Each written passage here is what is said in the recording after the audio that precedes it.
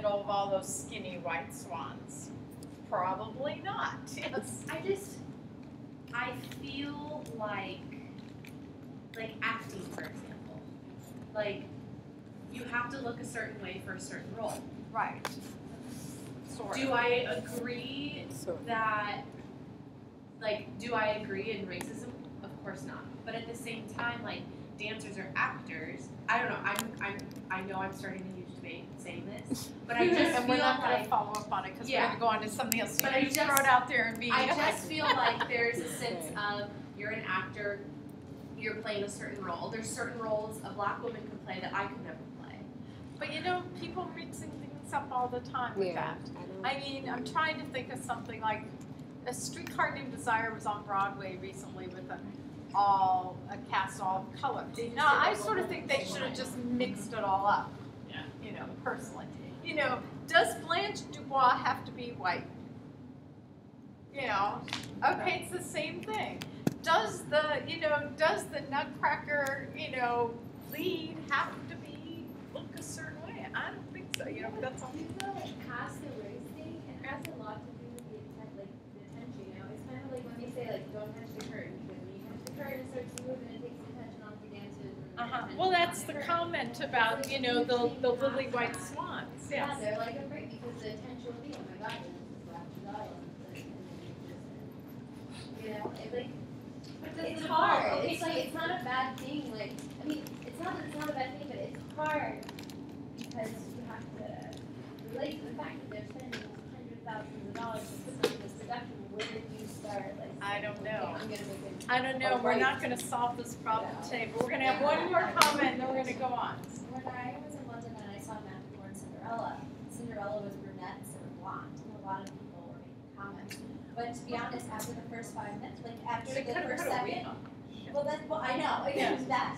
But you really it was so few people, and once the question, came up because he did a talk after, but it just got it over and it was done. It was just the first initial, people were like, which one's Cinderella on the stage? Because it's because it's dancing and you can't, and then once you figure out who it is, it's done. That was it. But they didn't put a blonde wig on her. I don't know how we're not going to solve this problem. The awareness of the issue is what really counts. That's as far as we can get. And that's why we read other things, and that's why we have an awareness, we can bring awareness to our students. And in settings, we can have them make choices, whereas, in some places they might impose a choice on people like, do you want to dance light or do you want to dance strong? Doesn't have to do with, what gene pool you were born into. But be careful of parents with that too. That's all I can say. Okay, moving along. Blooms. Okay. How boring to go on to Bloom. Okay. Okay, does anybody, but this actually, Bloom is not, you'll understand, Bloom didn't write this book, but it's about a revision of Bloom's taxonomy of educational objectives. So does anybody know who Bloom thought he was? Is it a woman, is it a man? Bloom. What is Bloom? Did anybody figure that out? There's a line in there. It's in here somewhere. In 1956, All right, say it, tell us. he was the editor along with some other people of the original taxonomy in 1956. In 1956, so it's a he, and his name was Benjamin. Okay? Benjamin Bloom, and he is no longer alive. He was born in 1913, he died in 1999. Don't memorize that, just for a general range of things, okay? And his career was as an educational psychologist. Okay, so we sort of have a take on Bloom. So the original taxonomy was produced in 1956, you said, and this is an update. Okay, so the next question is, what is a taxonomy? Anybody a biologist in here? Yes, what's a taxonomy? That's all it is. That's exactly what it is. Okay, scientists use it all the time, right? Which is why I look right at you and all your classmates. Yes, okay.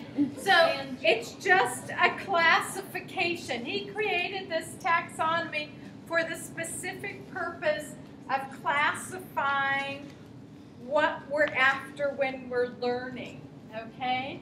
So what are instructional objectives? Does anybody know?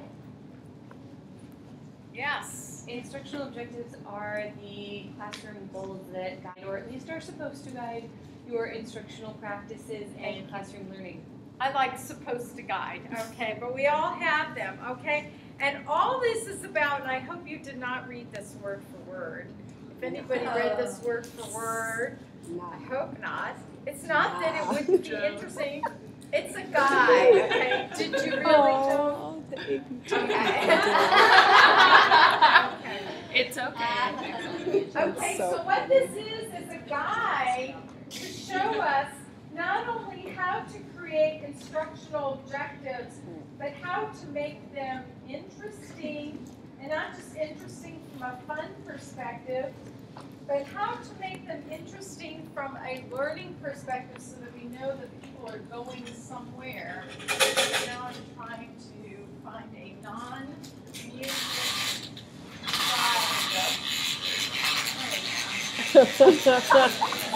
Sounds like a dying duck. It does. It sounds like a duck from Toy Story. Will you please? Oh, Okay. Can everybody see enough here? could use that. Yes. Let me move it over a little bit more from that side of the room. So, with Bloom's instructional objectives, the best things that I've seen, the way that they're broken down a little bit, does that make it accessible to everybody? Okay, now I brought my own, but I'm going to use what's here. Okay. Is think of it as a scale, and usually the one they list first, knowledge, think of it as a bottom. So one of the charts that I have here puts it as a pyramid. Okay, so knowledge is at the bottom. And if I can write and spell. And then we go, the next step up is understanding. Do some of these words sound familiar? Mm-hmm. And then the next level up is application. And I didn't make my pyramid big enough. Analysis.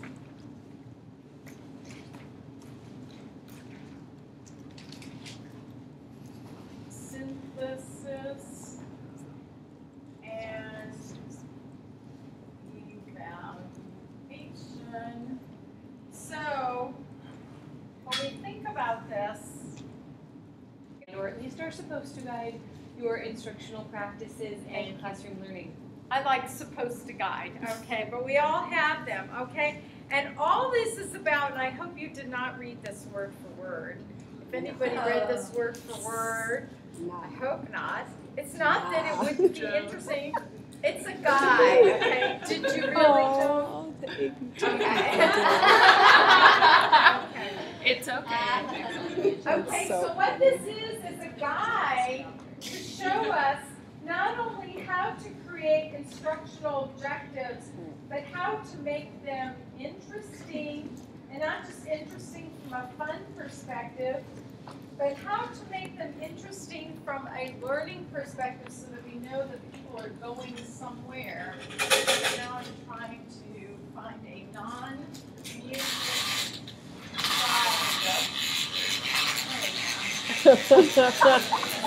Sounds like a dying duck. It does.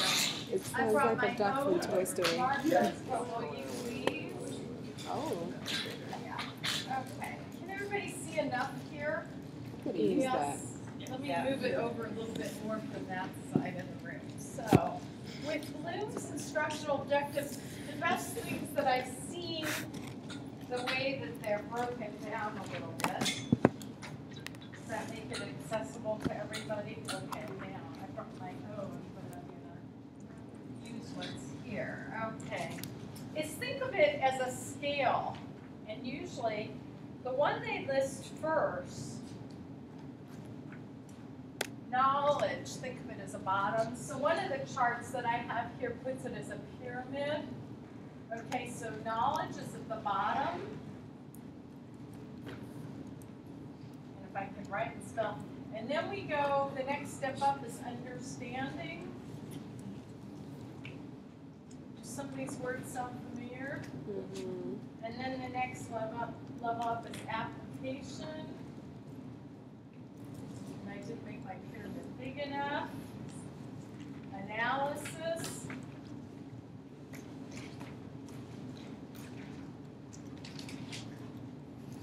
Synthesis. And evaluation.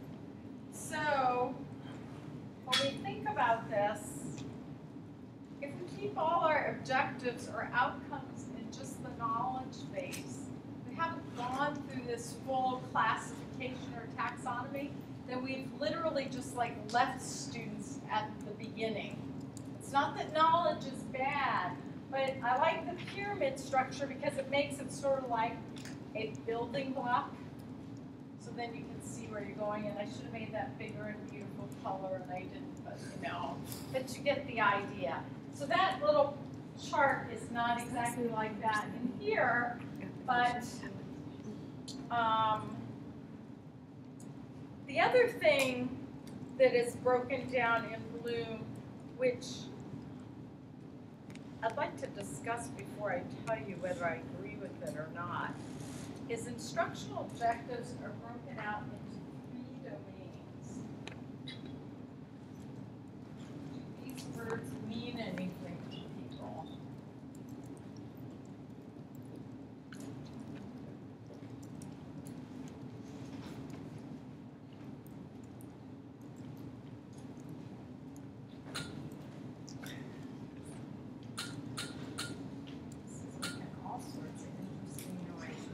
Okay. Who has seen those 3 words before? Yes. What do they mean? Do you want to tag team each other?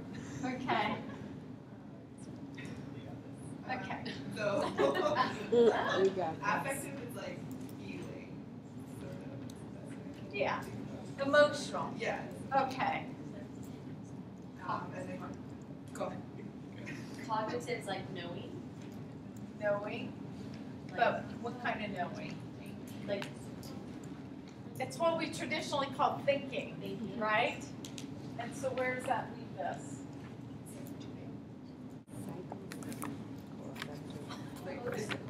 Physical. Okay, so neat and tidy, and if you're currently teaching in the public, well, not quite public, but sort of like the K through 12 domain. The K through 12 domain is affixed in this model, okay? That's why we're learning it, okay? They want 2 things. They want to know what your outcomes or your objectives are for your course. They want to make sure that you go beyond the level, just basic knowledge, because when you go this direction, you go into what we call higher order thinking, okay? And they want to make sure that you develop the child in these 3 domains. Does that make sense to everybody? Okay. So when do you have to create objectives for your principal or? I live in paradise. I do what I want. Okay, never mind. Hillary, did you work in Utah before you came here? No, I didn't. You didn't. Is anybody teaching it? Yes. Okay, where are you teaching now? School for Language in Richmond Hill, Queens. Okay, so. And every single week